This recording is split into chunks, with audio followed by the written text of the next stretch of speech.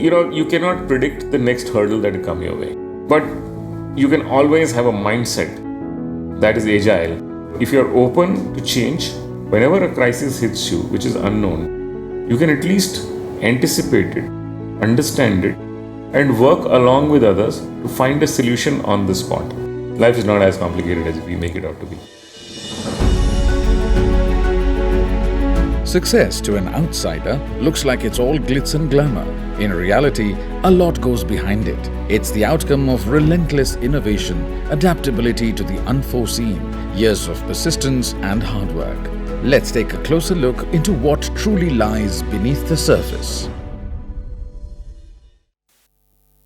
Not long ago, a common Indian household occurrence was one person on the roof trying to angle a huge antenna this way and that in an attempt to get the best possible signal for just a single TV channel. Less than 3 decades later, the average TV viewing experience has come a long way.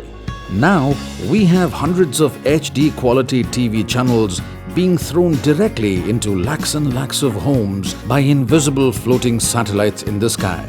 At the forefront of this television revolution in India is a company called Tata Sky, led by the genius of its CEO Harith Nagpal. This sentiment has indeed rung true for most Indians, as Tata Sky already has the largest subscriber base among DTH companies, and it's still the fastest growing broadcasting service. Let's hear it from Harith himself about what's gone behind the scenes into Tata Sky's phenomenal success. I don't think it's about what you sell, it's who you sell to and who are you producing for. If you understand the customer and the customer's needs and produce products for the customer, you could be in any industry. In the end, almost any product category is a commodity. Every other competitor of yours has the same technology, has the same insight. So you've got to look for a differentiator, and the differentiator also needs to be sustainable. In our case, we looked at service as a differentiator. The product won't fail, and if it fails, it will take minimal time for us to get it right so that you don't miss television. And it's taken a very long time for that reputation and for that belief to build. Whether you, me, or anybody in a town or village, the need for entertainment, information, education is universal. So you had to create a product which could travel into the insides of the villages and make it available at a price which was affordable for the person. Till the time you have 1 million, 2 million customers and you're handling about 5, 10, 20,000 calls a day, that's okay. I mean, you can handle through a call center. But when you have 18, 19, 20 million customers and you have 4 lakh calls coming in a day, you'll reach a stage where half the city is taking calls and half the city is making calls. So you can't have a customer calling you for everything. That required innovation.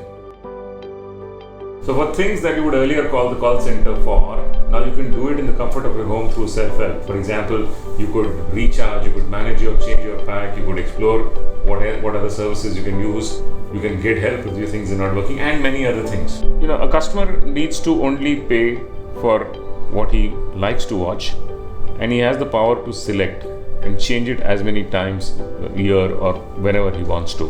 For example, I've got my pack open here in front of me, my 2 TVs in the house, and I can actually pull out, see this. This is what is configured on my gym room. This is what is configured in my TV room.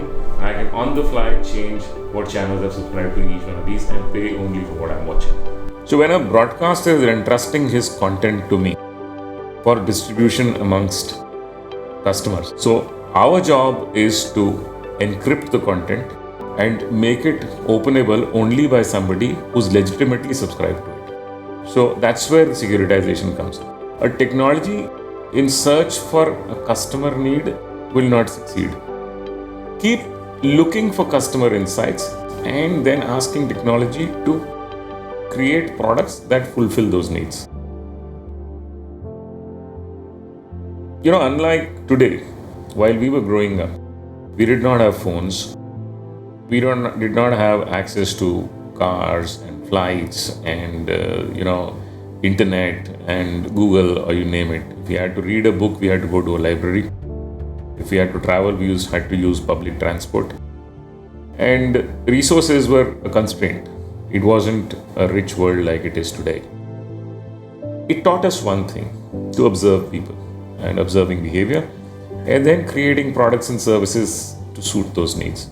I think that's been the biggest teacher.